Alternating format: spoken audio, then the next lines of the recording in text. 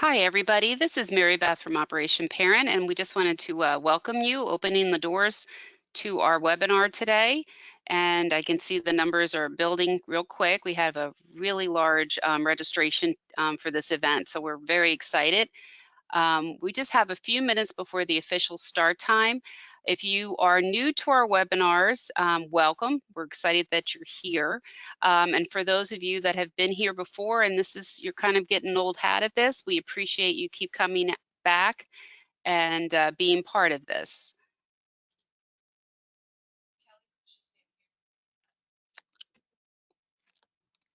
I don't know why. Hold on, somebody's saying they can't hear us. But I am, can you hear me? Oh, okay. Well, then we're going to go with you can hear me. Okay. Sorry about that. I was just wondering that too. All right. So as you go ahead and get settled in for today, I would love to hear from everybody. Just go ahead, go down to the questions section and type in your first name and where you are from. And if you are first timer to our Operation Parent webinar, just let us know. We're only going to do this for a few moments, for about 2 minutes, and then we're going to go ahead and get everything started for today. Oh, thank you so much, everybody, for telling me you can hear me. That's encouraging. I see Eddie. They're coming in so fast. It's moving so quick. I can't keep up. From California, I see Beth from Louisville. Hold on. Got somebody first time, Renee from Kentucky, welcome. I'm just gonna move through everything. I don't have enough time to do everybody. I see Christy from Memphis, first timer, welcome. Lee from North Florida. Excited to have Florida here. We have some really big registration groups. One group I wanted to give out a shout out to is from Sheboygan, Wisconsin. We had a lot of people signing in, registering from their foster care system. They are, looks like CASAs and foster parents. So really glad to see that. We had a lot of registrations from Ohio. A big crew came in from Indiana, Pennsylvania, North Carolina. So we're really stretching across the United States. We did have one from Saskatchewan, I believe, in Canada. So let's see here. What do we have? A first timers. I'm just kind of looking through to see what we have here. Gwen from Nevada, Cicely from Nevada, Jennifer and Jeremy from Wisconsin, Jeff from Montpelier, Carla, Wisconsin. See Larry from Covington. I got a first timer, Jeff, welcome. Lewis from Vermont. Angie from Minnesota. So go ahead, if you're just joining us, just put in your name, where you're from, and if you are a first time attendee, we'd love to know that. And we welcome everybody in. We're going to do this for about another minute, and then we're going to go ahead and get started. Again, my name is Mary Beth. I am the Director of Program Development here at Operation Parent, so welcome. Here we go. Tracy, first timer, welcome. Michelle from Ohio, Dayton. Lisa from Prospect, Kentucky, first time. I see somebody from Sierra from Black River, South Carolina, first time, welcome. Laura from Indiana, another Florida person, Stephanie. Let me just scroll through here real quick. Gia from Boston, welcome, first time. Terry, first time. All right, so I'm going to go ahead and we're going to get moving. So we're going to stop that portion of the webinar and just welcome everybody today. Today's webinar is Raising Confident Teens. You probably have seen it listed as Raising Your Preteens and Teens with and for Confidence. And today our presenter is Jennifer Miller. She's an author. She also works with youth heavily, and I believe she's calling in from Ohio near the Columbus area. So we're excited to have her here today. Just want to talk real quickly before we get much further, what is our next webinar? It is going to be on teen sexting. That'll be taking place on Tuesday, February 11th from 2 to 3 p.m. Eastern Time. I'm going to be doing the presentation on this.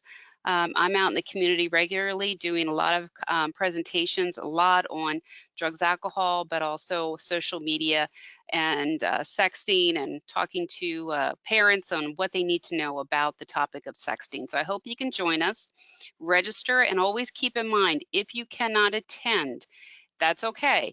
Just register and we automatically will send you the recording the very next day, 24 hours later.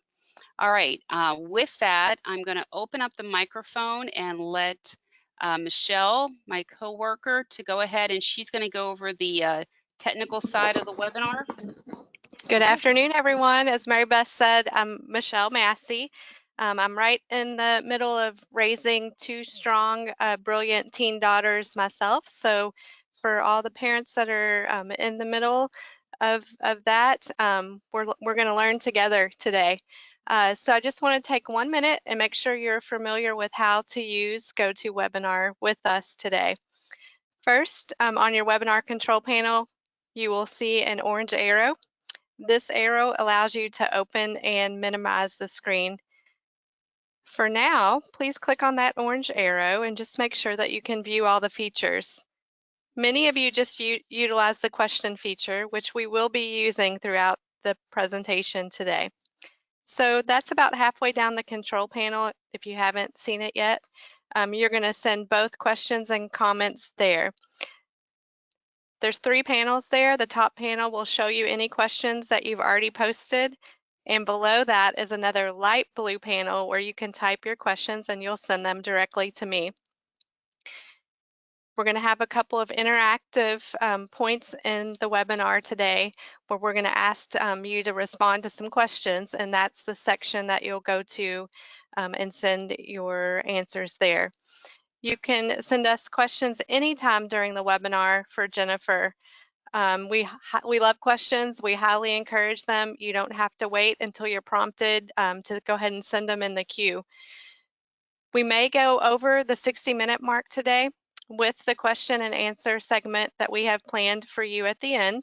If you need to leave the webinar a bit early based on your schedule, we understand. You'll receive a recording tomorrow, so you'll get anything that you might have missed. Jennifer has put together some exceptional handouts for you today. One is titled Big Feelings List. The second one is the Fighting Fairly Family Pledge. There's also a handout titled Drama Dial Down, a mindfulness tool for teens. And then you also have a copy of today's slides. About an hour prior to the webinar, you should have received an email containing the handouts. But for now, if you didn't receive the email or haven't had a chance to check, you can download the handouts with us here in session. Just click on each handout separately and then download it from there. Once the webinar has ended and the session is closed, you won't be able to download from that location, but hopefully you could reference the email that we sent. We are recording this presentation, and this recording will be sent to you tomorrow afternoon. There will be a short survey sent to you directly after the webinar. It will take you only about 2 minutes to complete, and I promise you that we value and utilize that feedback.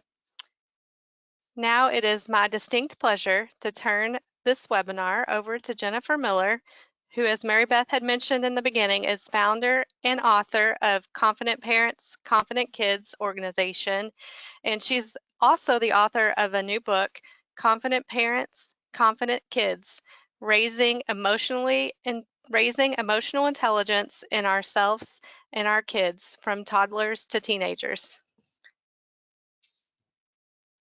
Well, thank you, Michelle and Mary Beth, and thank you, Operation Parents. I admire and really respect the work that you do and really appreciate this opportunity to talk today about raising confident teens.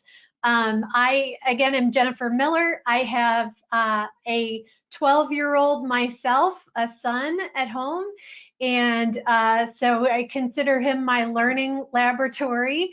But also I work with parents and educators and have for 25 years helping them understand children's social and emotional development to create more caring, deeper relationships and to promote children's success and also parent and teacher success.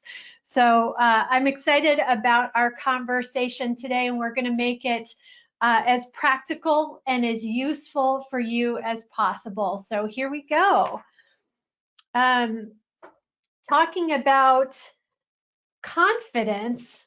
Oh, this is okay. So confident parents, confident kids. This is just a little descriptor of my site. I encourage you to go on the site and sign up. There are free tools and resources, tons of them, on whether it's cooperative games, picture book recommendations, or chapter book recommendations that have social and emotional development themes. There are ways, certainly, that we can build different social and emotional skills in our teens. So check it out, sign up. It's all free and all directed to parents, and actually there are kid resources as well. So be sure and go check it out. So today, our learning outcomes for the webinar are to really take a deep dive into the emotional experience of our teens and how they impact family life. And we know that there are pretty significant social and emotional changes that start occurring around 8 or 9 when puberty begins. And so we're really going to explore, there are 5 major developmental themes of teenagers, and we're going to explore those themes and understand how we can best support them through those times. And then we're also going to explore your own hopes and dreams, whether you're a parent, an educator, a prevention coordinator in the community. What are your hopes and dreams for the teens with whom you work, and how can you promote their social and emotional skills? So let's talk about confidence. Confidence really has been the core of my work for the last decade, understanding what it is and how we build confidence in ourselves and in our children and preteens and teens.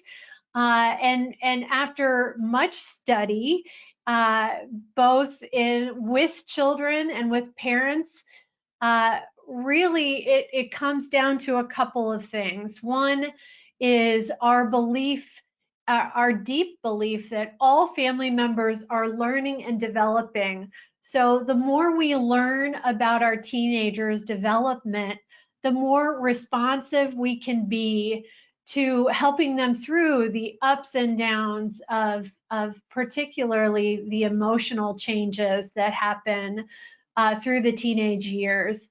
But we are also, as adults, going through our own developmental process. Though we may shut it down or ignore it for the practicalities of day-to-day life, we have our own learning needs.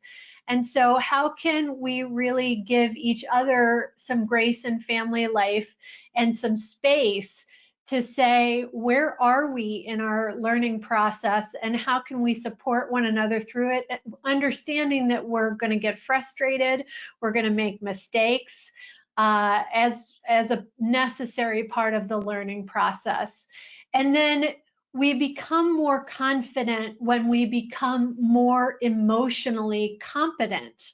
So how can we help our teens deal with their big feelings? How can we help them learn healthy ways to cope with their big feelings, like anxiety, like anger, like feeling hurt or rejected?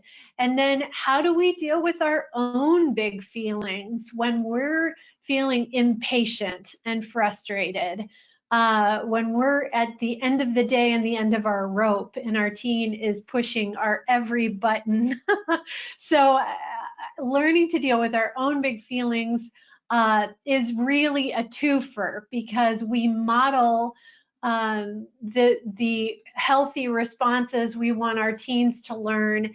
And we know that modeling is the first teacher of for children and teens in how they learn to deal with their emotions. So it really is important for us to adopt some new practices ourselves as we learn more about our teens.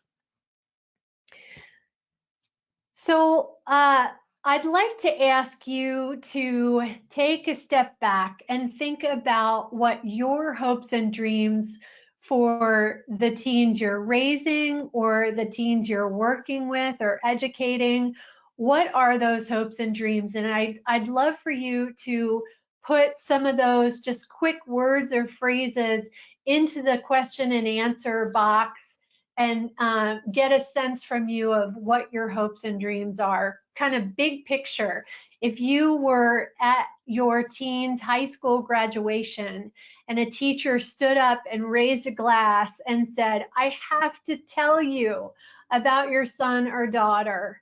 They are," what do you want to hear? Go ahead and Okay, respond. we've got some that have come in, Jennifer. Oh, great. Let's hear. Yes, ma'am. Resilience, able to confront emotions head on. Grit, confidence, fulfilled. Honest, confidence, hopeful, sorry, I missed that one. Open and loved. Meaning and purpose.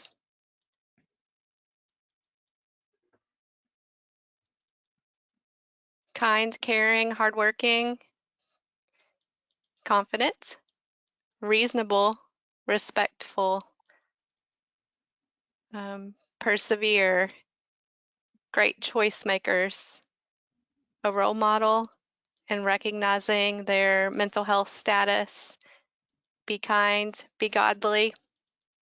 Be generous and kind. Be helpful and kind. Be respectful and open communicator. Care for others. Thrive. Be empathetic. Be a self-advocate. Be helpful. That's what we've got. Love it. Fantastic. So I didn't hear that they had the highest GPA or were valedictorian. I didn't hear that they were prom queen. What I did hear were all social and emotional skills, and I'll show you what I mean as we move forward with our slides here.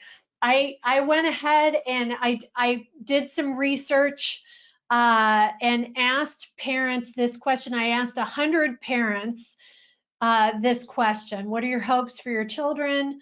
What are your hopes for your own parenting? And the hopes for children and teens, it was all inclusive. So it was babydom through emerging adulthood. And the parents that I surveyed said very similar or some of the same things that you reiterated here today. So they said, I know someone said fulfilled. Someone said kind and loving and empathetic, and I heard confident a couple times. Others said happy, responsible. And I heard from this group resilient, grit, sense of purpose, hardworking, thriving, caring, helpful. These are all related to social and emotional skills. Now, I also asked parents what their hopes for their own parenting were, and they were similar. They said they wanted to be happy. They wanted to be patient. No surprise with that one, right? Encouraging, loving, kind, have high expectations. So what I did with my fellow researchers was that we looked at the social and emotional competencies that research says kids have to have these skills, and there are 5 of them. And they are right down the middle of your screen. And these 5 competencies, we said, if some of them mapped onto our hopes and dreams for our children, it would really give us a pathway.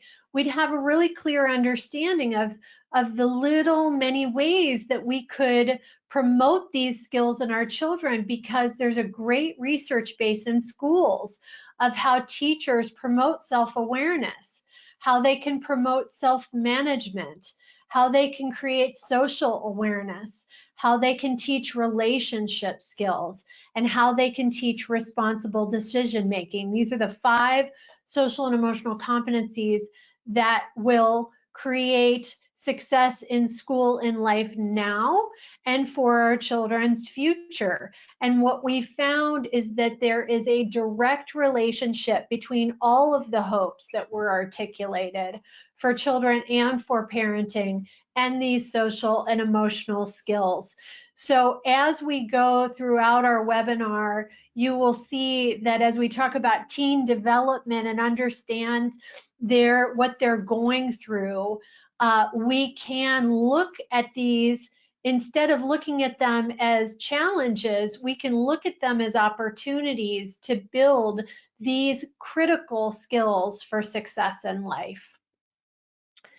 So I wanted to show you, this is the research based from schools. CASEL, the Collaborative for Academic, Social, and Emotional Learning, defined these 5 areas as what comprises social and emotional learning. And there are schools all over the nation and all over the world that are looking at research-based ways to integrate these skills into the core curriculum. But what my job is, as somebody who cares about parenting, is to say, okay, we do this in schools. We know how to do this in schools well, but what about the messy world of family life? Where it's not a clean curriculum, right? But it's messier. How could we, through our everyday routines, through our simple, small interactions, promote these skills? And so you'll see as we go on that there are indeed many ways that we can do that. So I would like you, this may seem like a non sequitur, but I promise you it is really related. So go with it. I'd like you to name the numerous emotions you felt when you first became a parent. So please use your question and answer box. Give me just, single words of the emotions you felt when you first became a parent. All right, they are flooding in.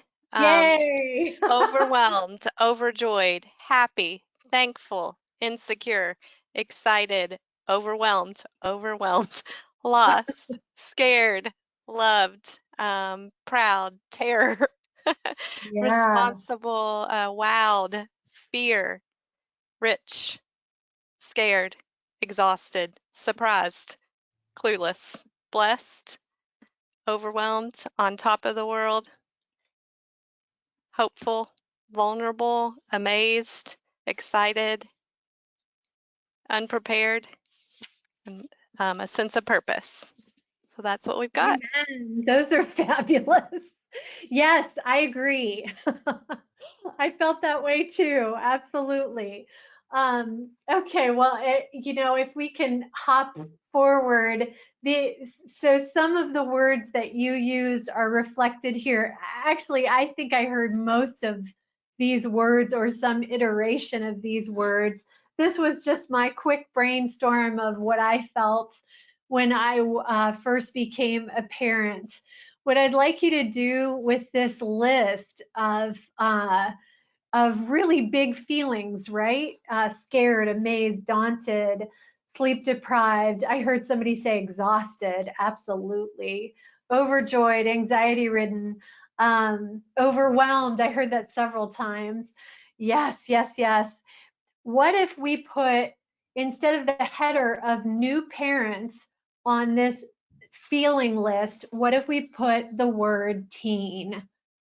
I'd like you to do that in your mind's eye. Think about your teen and consider the fact that these are the very same emotions that your teen is going through as they stand at the gateway to adulthood, and they straddle childhood and adulthood, and they're somewhere in between. They're not one, they're not the other. They are in a completely unique time in their lives. And it is thrilling and also daunting, and can be at times overwhelming. And certainly they can feel vulnerable in that process. So there is a reason why there is this connection to our feelings as a new parent and our teens' feelings, because the last time that we had a major brain reconstruction was likely when we first became parents. Our whole brain, our thought process, day to day, hour to hour, minute to minute, completely shifted from it's all about me and my relationships and my career to it's all about my baby and what my baby needs and how I can care for my baby. And so a major brain reconstruction takes place. So our teens, the same. They are undergoing a major body and brain reconstruction. We often hear about their raging hormones, which is one part of launching into their adult bodies. But another part of it is that their brains are completely rewiring from magical thinking of the younger years, learning through play, and throughout our lives we'll be able to learn through play.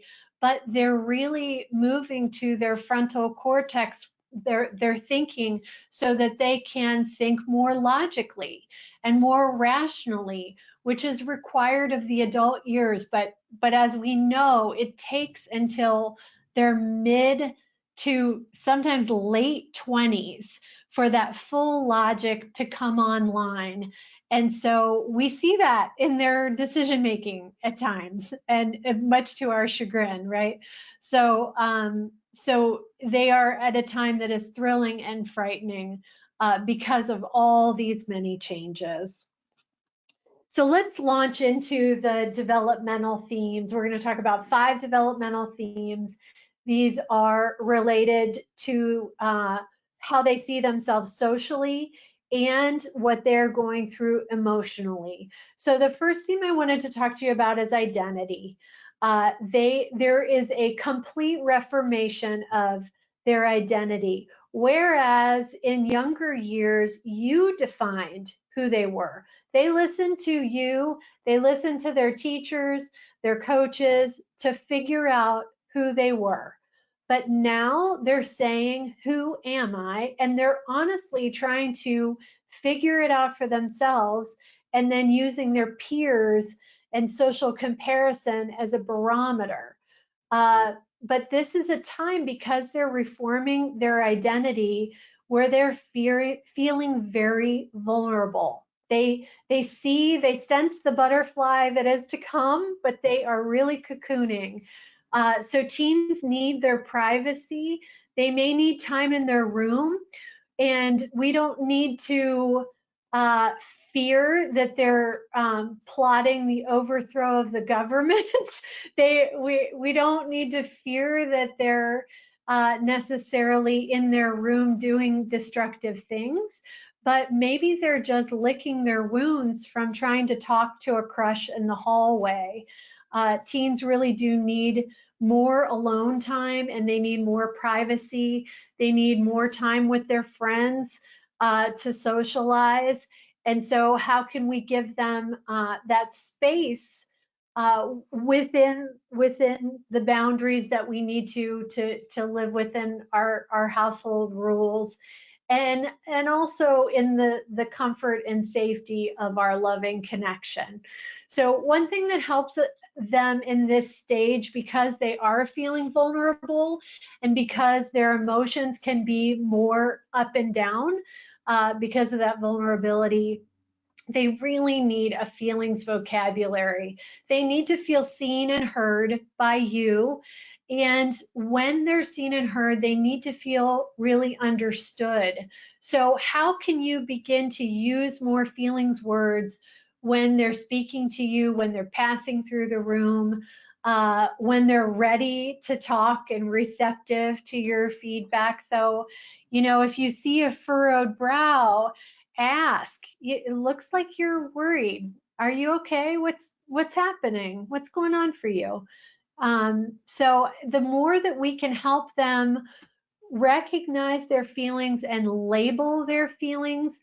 Hopefully you've heard the phrase name it to tame it. If we name their feelings or help them name their feelings, they will become more self-aware and better able to manage it.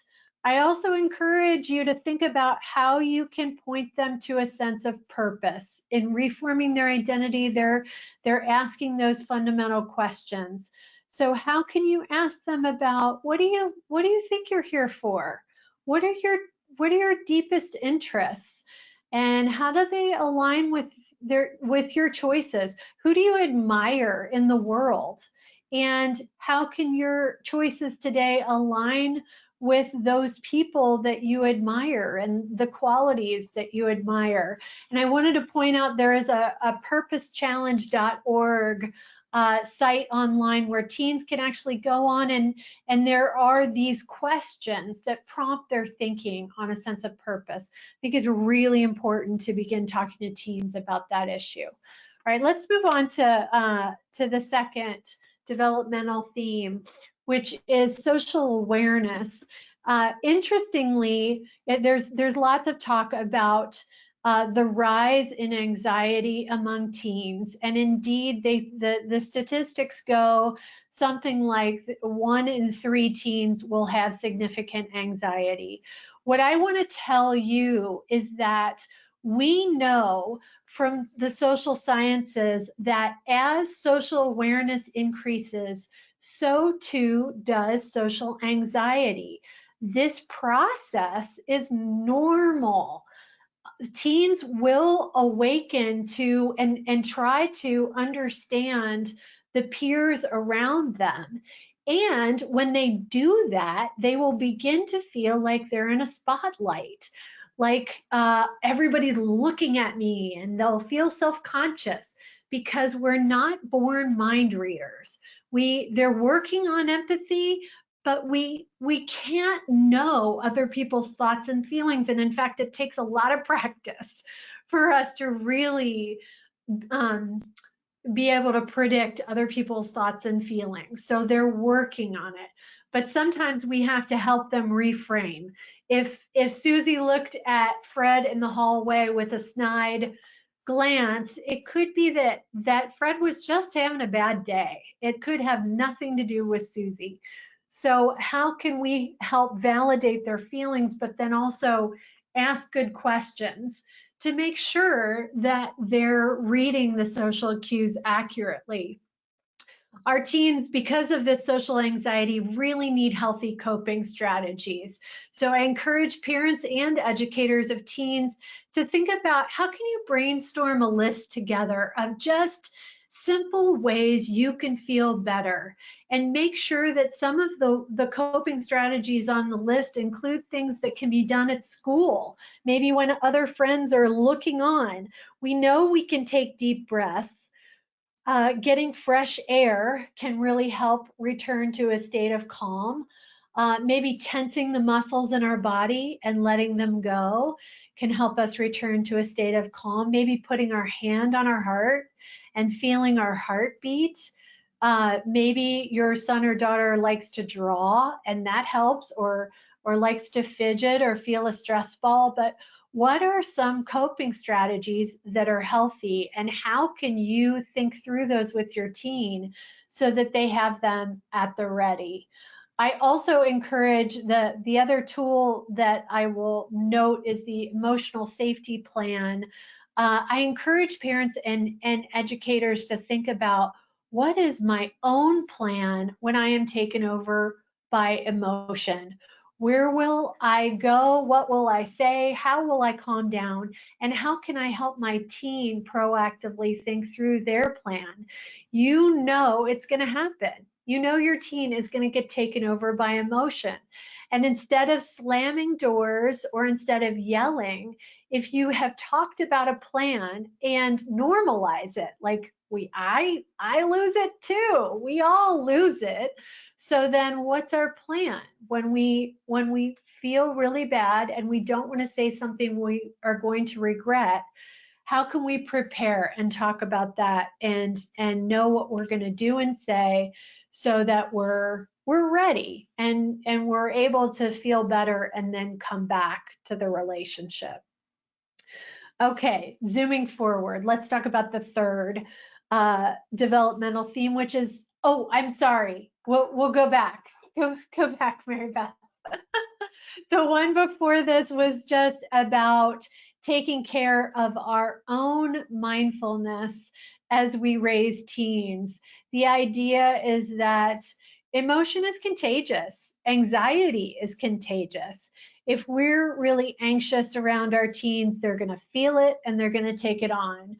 So I use my cup of coffee each morning to remind me to take some deep breaths before the day, to add to my patience and self-control.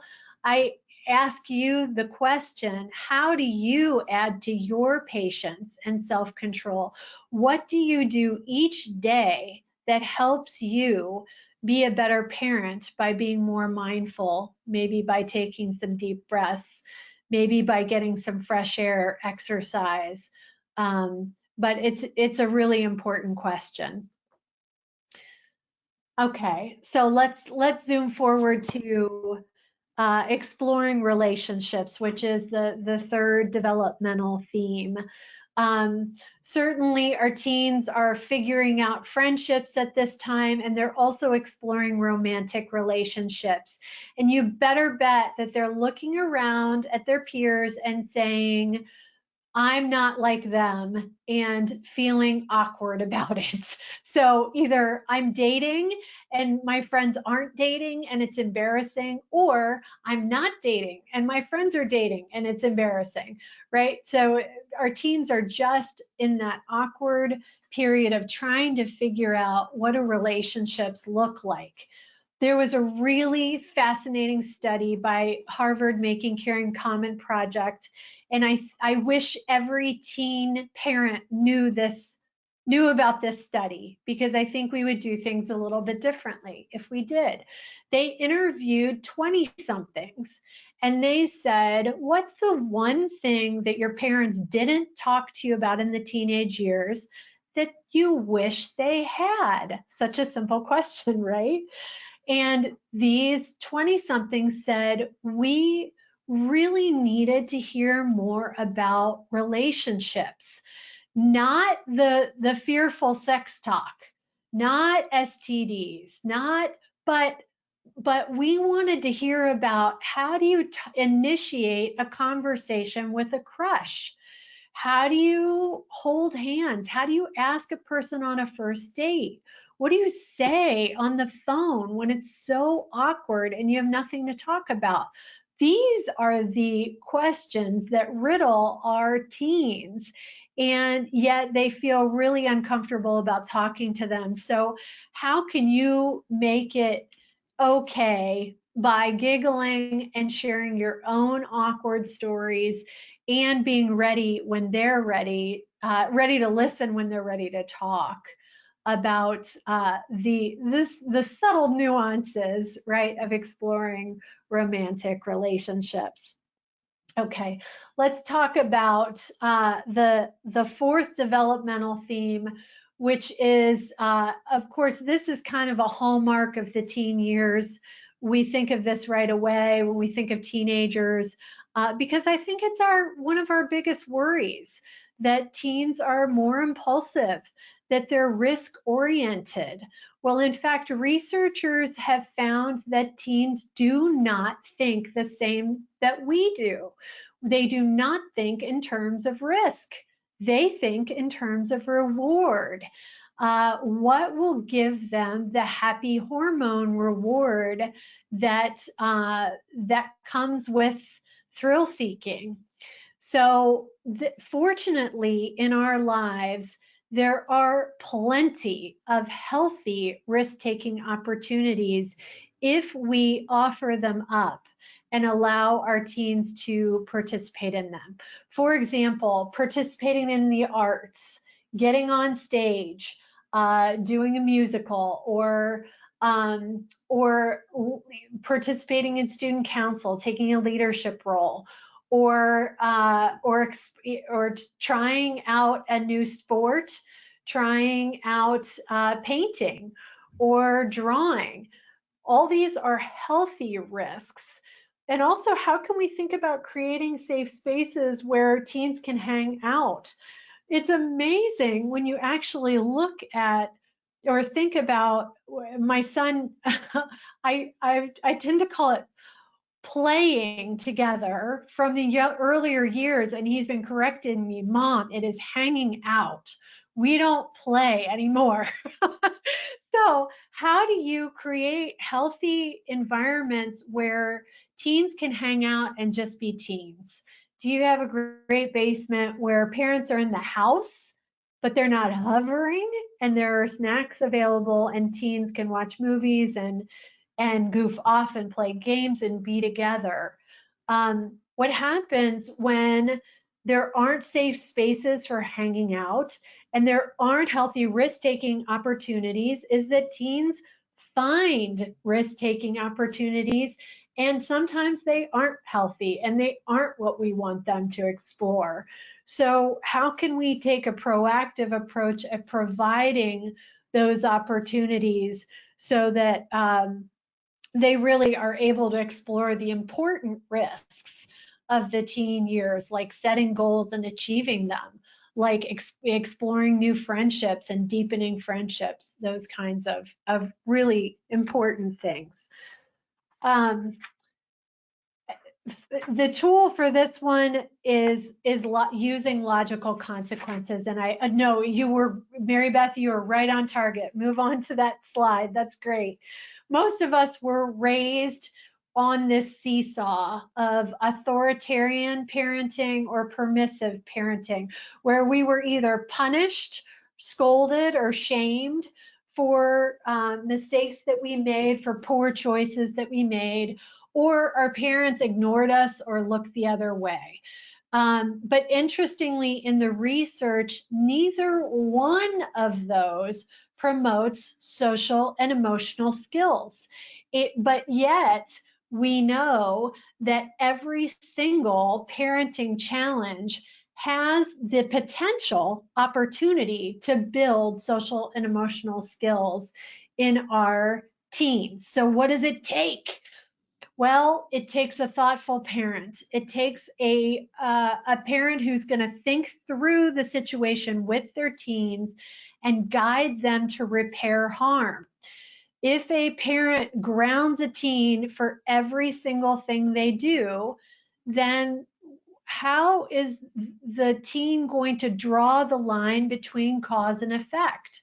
They're going to have a hard time understanding why breaking a vase at a neighbor's and then also misusing their iPad are cause for grounding, both of them.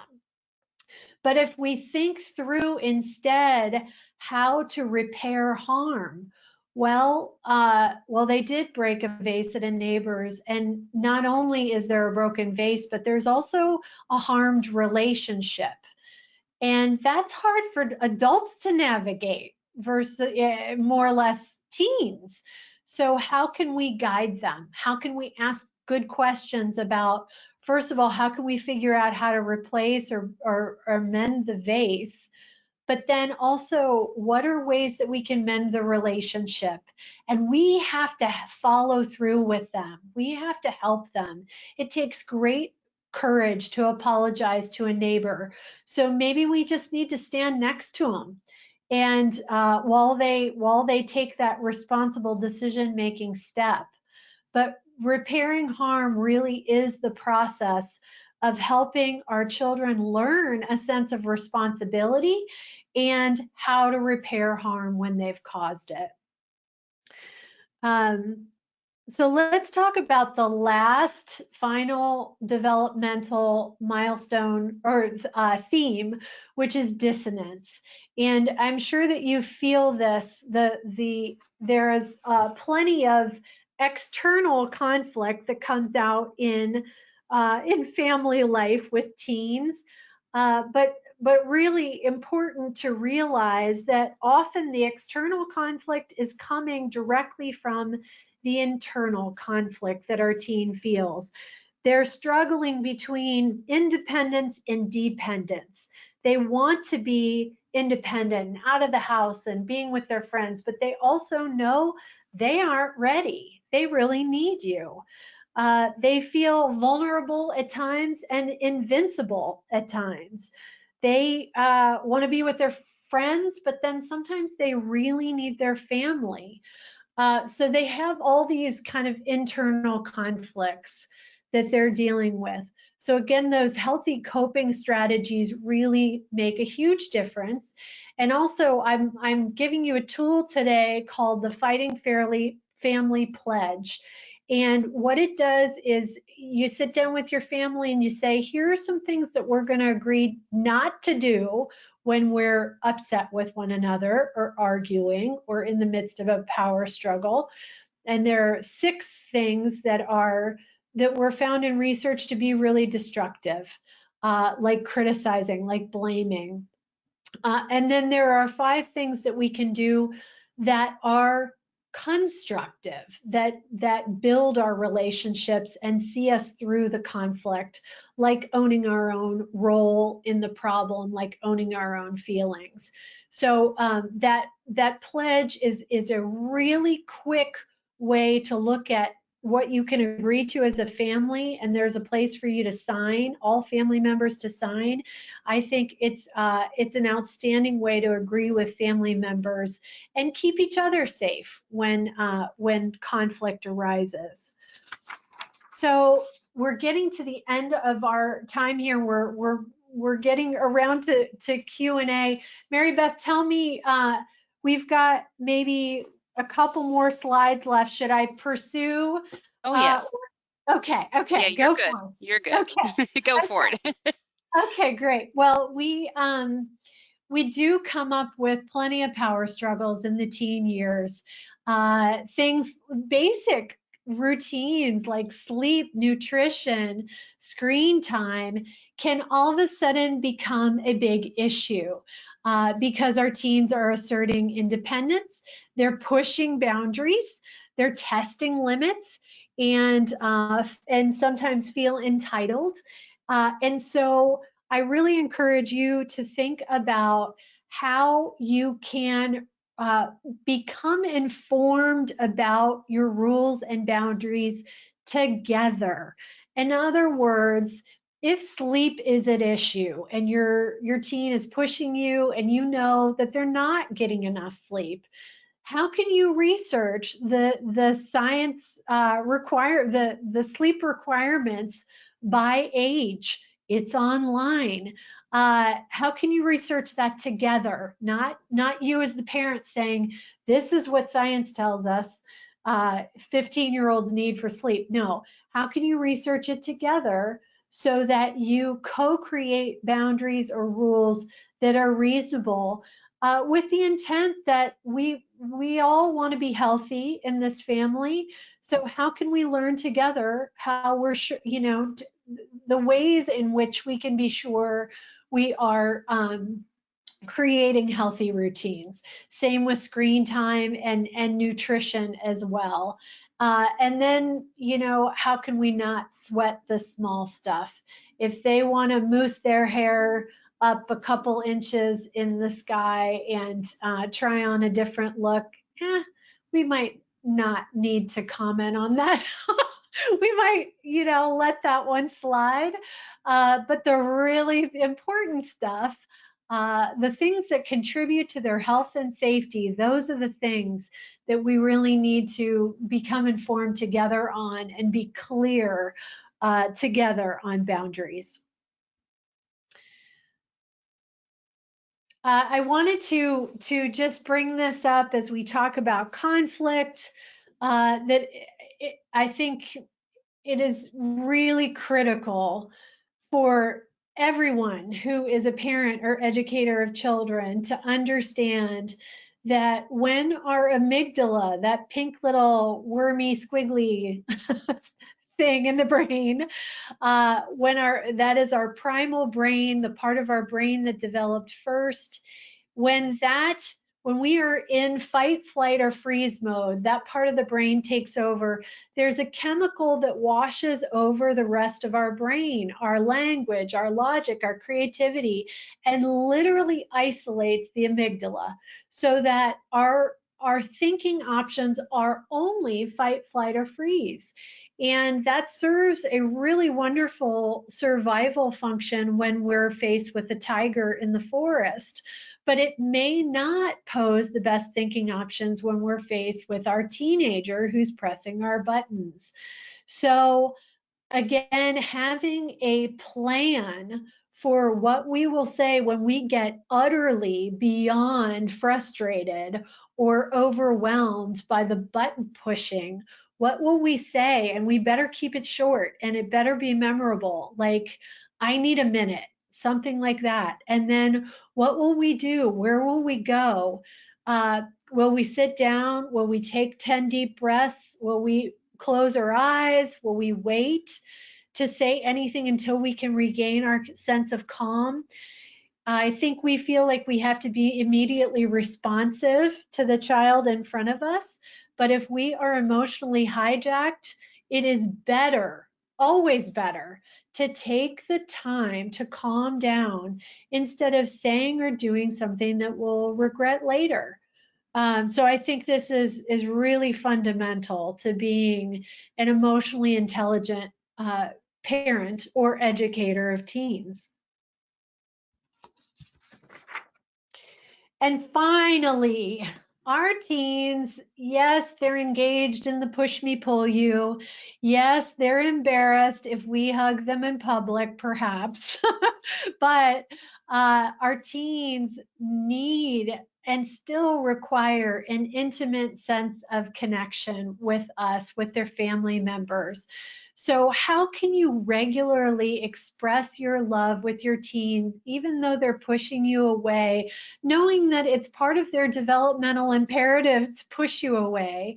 How can you not take it personally, but say, I understand that this is this is part of what my teen is going through, and also that they regularly need to receive our love, our words of love, our hugs, our actions that express our love in their lives.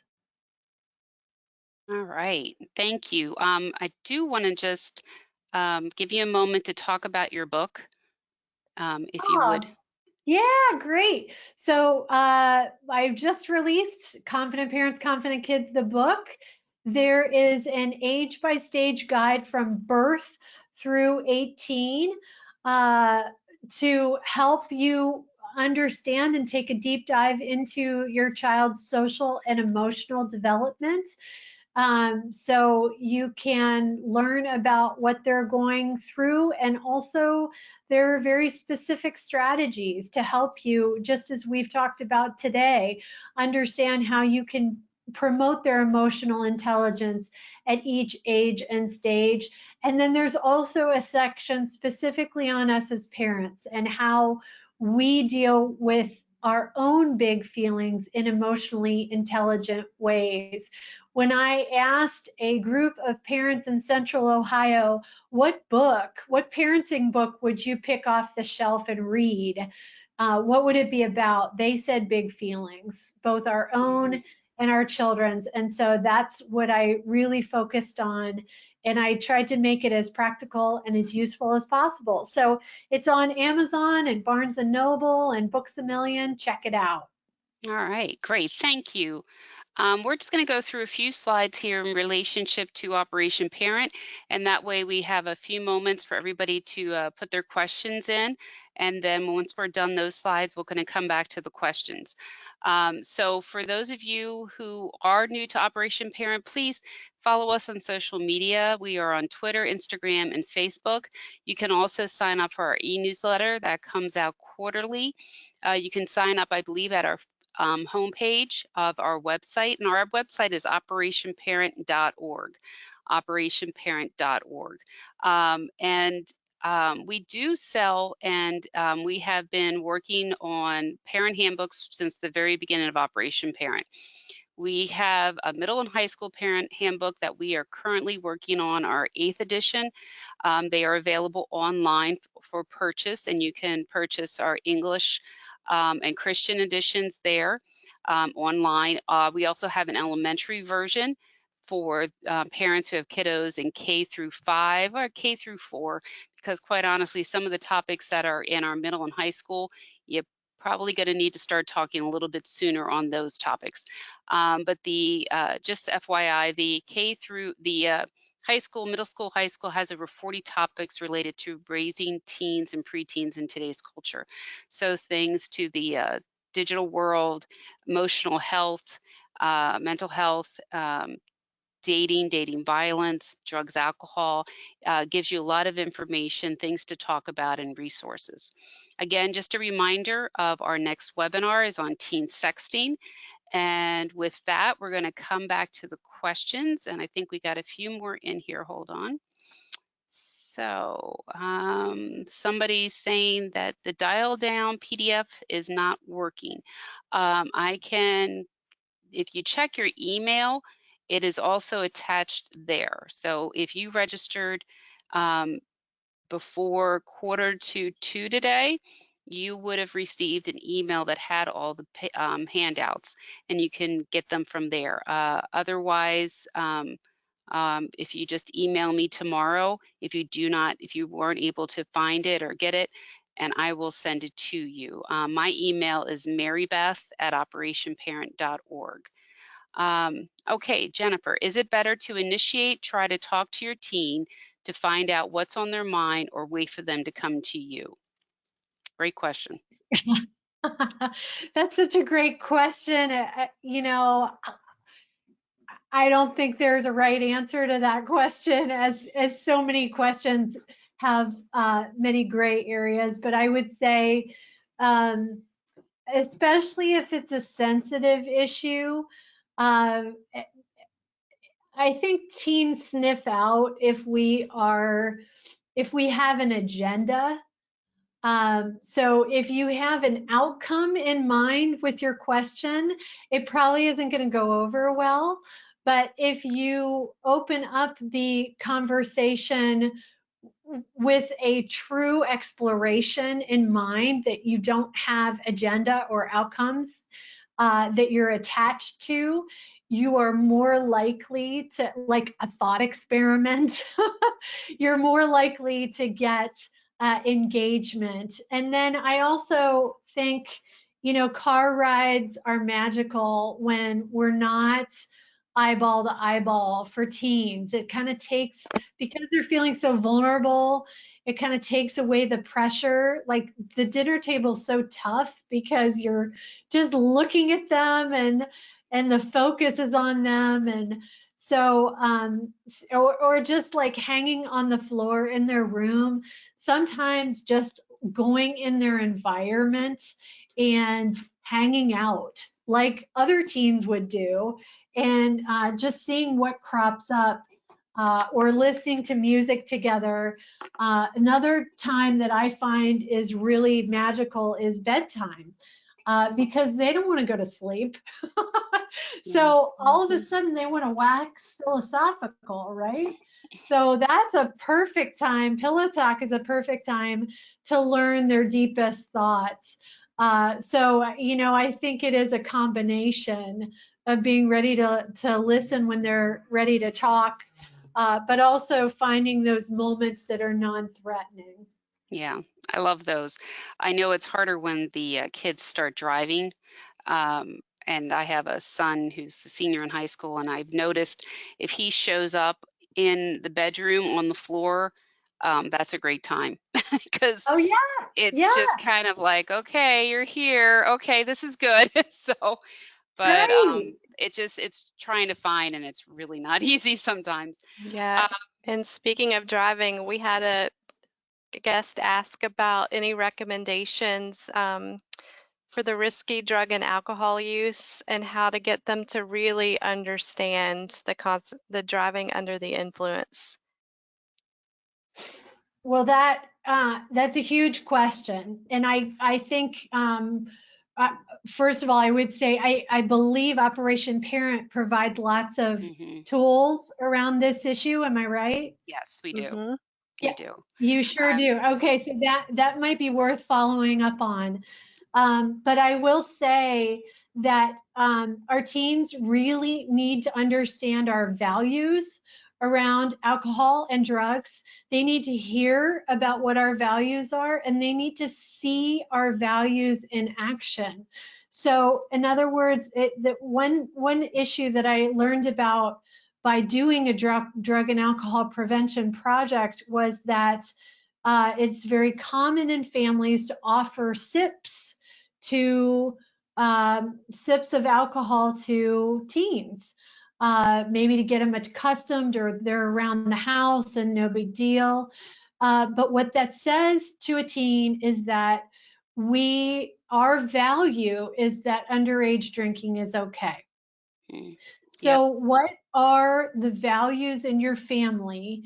And if it is that we don't accept underage drinking, that it's not a good idea, then that really needs to be communicated, not in a punitive way, but as this is a safety rule. And then we also need to be sure that we give our teens an escape route, and it has to be humiliation free. In Mhm. other words, they're going to be out with their friends and they're going to be tempted in these ways, and it's going to be tough. Uh, Certainly, as adults, we're challenged in that way. So it is harder if you're a teen. How can you give them an out if they need it? So my friends are all getting in the car and they've been drinking. What do I do? I saw a wonderful article by a dad who worked out with his kids that they just would text him the letter X. And if he got the text just saying X, then he would know that he should show up and not ask any questions, but just pick them up wherever they were. And of course, their safety rule was that the teens let him know always where they were going to be. So, how can you give them an escape route that still saves face with their friends? I think that's really, really critical. Yes. And another idea too is be awake when they come home. You're giving them an Mm, out because I know it's not easy. Gosh, as they get older, sometimes I'm ready to fall asleep.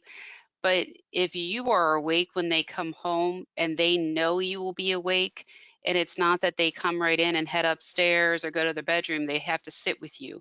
You get to talk with them. I mean, smell their that's clothes, good. whatever you Yeah, want to do. But the point is, you're giving them another out. The out is, I can't drink, I can't, do this because somebody's going to be awake in my house when I get home. So there's different ways you can give them outs, but it is a learning process. I have that's another great. question. Is the best reaction to teen cursing you, and how do you curb this behavior? Cursing you. Hmm. Use the Fighting Fairly family pledge. I There mean, you go.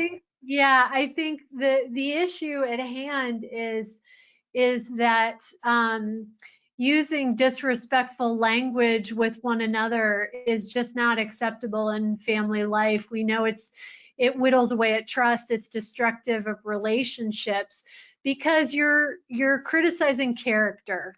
And we Mm, never want to do that when we're arguing. We want to own the problem. We want to own our feelings. maybe we hate the problem, but we never express hate for one another. So it's really important, I think, to figure out how we're going to argue safely and in healthy ways.